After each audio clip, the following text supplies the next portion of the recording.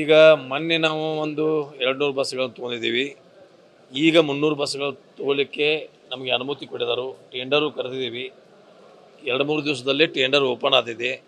ಅದಕ್ಕೆ ಆರ್ಡರ್ ಕೊಟ್ಟ ನಂತರ ಒಂದು ತಿಂಗಳಿನಲ್ಲಿ ಒಂದು 10 ಬಸ್ಗಳು ಹೊರಗಳು ಬೀಳ್ತಾವೆ. ಈಗ ಅದನ್ನು ನಾವು ಚೆಸ್ಸಿ ತೊಗೊಂಡು ಬೌಡಿ ಕಟ್ಲಿಗೆ ಬೆಂಗಳೂರಲ್ಲಿ ಬಿಟ್ಟಾಗ 300ಕ್ಕೆ 300 ಬಸ್ಗಳು ಒಮ್ಮೆ ಹೊರಗೆ ಬೀಳಲಿಕ್ಕೆ ಆಗೋದಲ್ಲ.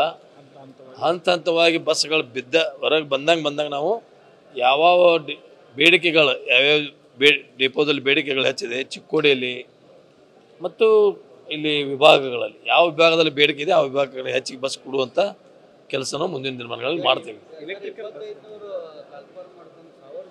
ಅದನ್ನು ಸಹಿತ ಚರ್ಚೆ ಮೀಟಿಂಗ್ದಲ್ಲಿ ಆಯಿತು. 2814 ಅದನ್ನು ಜಿಯೋ ಮಾಡಿದ್ದು. ಈಗ ನಮಗೆ 1000 ನಾವೀಗ ತೋಳಿಕೆ ಫೈನಾನ್ಸ್ದವ್ರು ಕೊಟ್ಟಿದ್ದಾರೆ.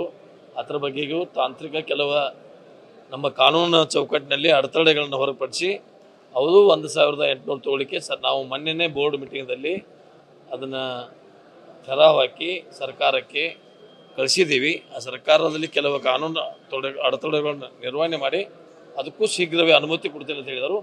ಶೀಘ್ರ ಅನುಮತಿ ಕೊಟ್ಟರು ಅದನ್ನು ತೊಗೋತೀವಿ. ಯಾಕೆ ನಮಗೆ ಬೇಕಾದಷ್ಟು ಜನ ನಮ್ಮಲ್ಲಿ ವರ್ಕ್ಶಾಪ್ದಲ್ಲಿ ಕೆಲಸ ಮಾಡಲಿಕ್ಕೂ ನಮ್ಮಲ್ಲಿ ಇಂಜಿನಿಯರ್ಸು ಬೇಕಾಗಿದ್ದಾರೆ. ಅದಕ್ಕಾಗಿ ಎಲ್ಲ ಸಿಬ್ಬಂದಿಗಳನ್ನು ಪೂರ್ತಿ ಮಾಡುವಂಥ ಕೆಲಸವನ್ನು ಮುಂದಿನ ದಿನಗಳಲ್ಲಿ ಮಾಡ್ತೀವಿ. ನಾಳೆ ಹೋಗಿದ್ದೀನಿ. ಇವತ್ತು ನಾನು ಬರ್ತಾ ಇಲ್ಲ, ಈ ಮೀಟಿಂಗ್ ಇತ್ತು. ಮತ್ತು ನನಗೆ ನಿನ್ನೆ ಸಾಯಂಕಾಲ ತಡವಾಗಿ ನನಗೆ ಬಂದದ್ರಿಂದ ಇವತ್ತು ಹೋಗಿ ನಾಳೆ 11 ಗಂಟೆಗೆ ನಿಗದಿ ಮಾಡಿದ್ದೀನಿ. ಹೇಳಿದ್ದೀನಿ ಅವರಿಗೆ ನಾಳೆ 11 ಗಂಟೆಗೆ ಹೋಗಿ ಅಲ್ಲಿ ಅವ್ರು ಏನು ಕೇಳ್ತಾರೋ ಅದಕ್ಕೆ ಉತ್ತರವನ್ನು ಕೊಡ್ತೀನಿ. ಏನು ವಿಚಾರಕ್ಕೆ ಸರ್ ಕರೆದಿದ್ದೀರಿ? ಅದೆಲ್ಲ ಮೊನ್ನೆ ಹೇಳಿದ್ದೀನಲ್ಲ.